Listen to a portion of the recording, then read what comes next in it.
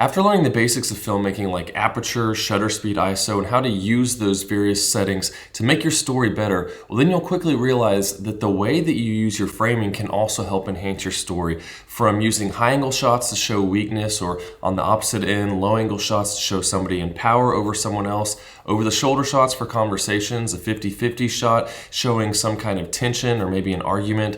But then what about the overhead shot? That's something we don't really see a lot. And when it comes to choosing your shots, you really want to pick something that helps to tell your story and not necessarily just do it because it's a cool looking shot. So that brings us to John Wick 4 and the awesome use of the overhead shot in this movie. So we're going to take a look at this shotgun scene in John Wick 4 and see how they use the overhead shot to make the story even better. So as we enter the scene, John Wick's coming up the stairs and you can see there's lots of bad guys up there and the camera's moving sideways as he's coming around the corner, but as he's fighting here, it also starts moving up overhead. And you may have just noticed these shots that are happening all of a sudden with these huge bursts of fire, and that's because they're using shotguns with an ammunition that's called Dragon's Breath. And this ammunition is one of the main reasons I think that they use this overhead shot, because when you're just looking eye level at something, like in a fight scene, you see someone shooting their guns, you see muzzle flashes, that type of thing. But when you're using ammunition like this and you see a huge spray that looks like fireworks coming out the end of a shotgun,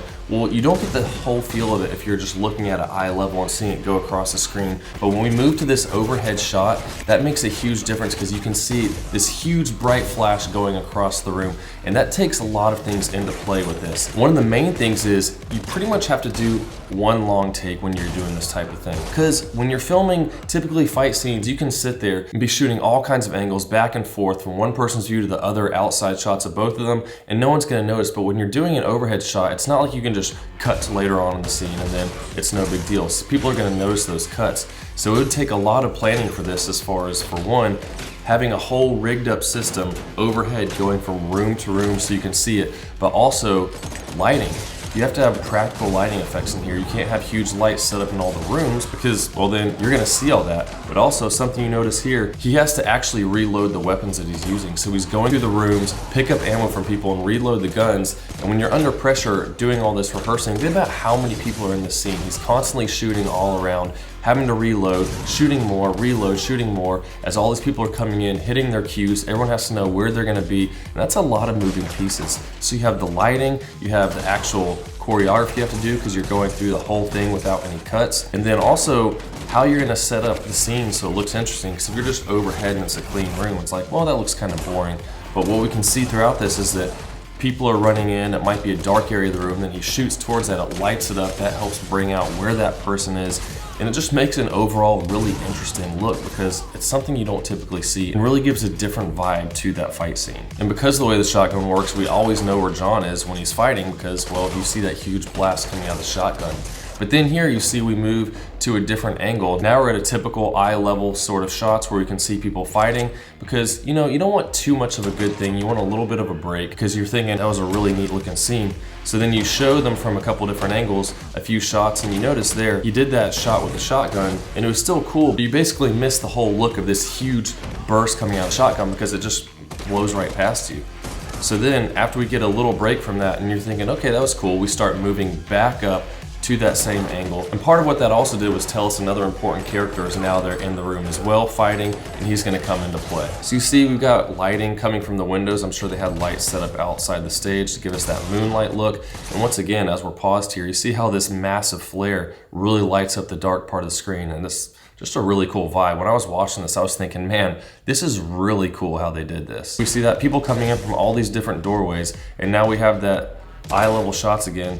John and this guy are shooting at each other. Now that we're pretty much looking at John as he's shooting almost directly at the camera, it does look pretty cool still with those massive bursts, but not quite the same feeling as getting that overhead shot while we're going throughout the scene. So that brings us to the end of that scene. It's just really cool how they did that and thinking of all the planning that goes into it. We watched this short 3-minute scene and it goes by really quick, but all the planning that went into it, all the shooting that they did, all the training, I mean, we're talking multiple weeks going in. And just a couple other examples of good overhead shots. I remember when I was watching Moon Knight, as the main character is walking into his job, we see an overhead shot of him walking up the steps to the museum, but then the camera tilts down at the same time and looking at him upside down. And originally I thought, what's the point of that? You know, why are we looking at him upside down?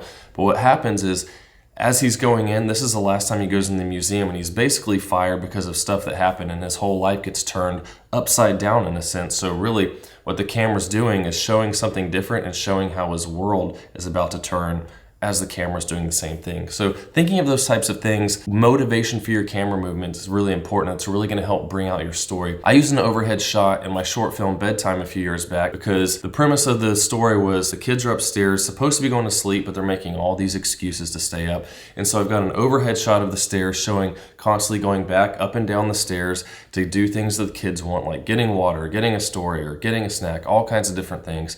And each time you go up, you see the mannerisms change, and it's like, okay, this is getting annoying. I thought that really brought out the going up and down the stairs better than if you just saw someone going up the stairs from downstairs or from upstairs. And that really gives kind of a central shot that we always come back to in the film. So let me know if you've seen any cool over-the-head type of shots and videos, or if you used it in anything. If you have any, link a video you've done, I'd like to check it out, because those different camera angles are really cool to see, especially when it helps motivate the story and make it even better. And speaking of story, I've got lots of videos on the channel helping you learn how to use your camera to tell a good story. So check out those playlists. I've got lots of them for you.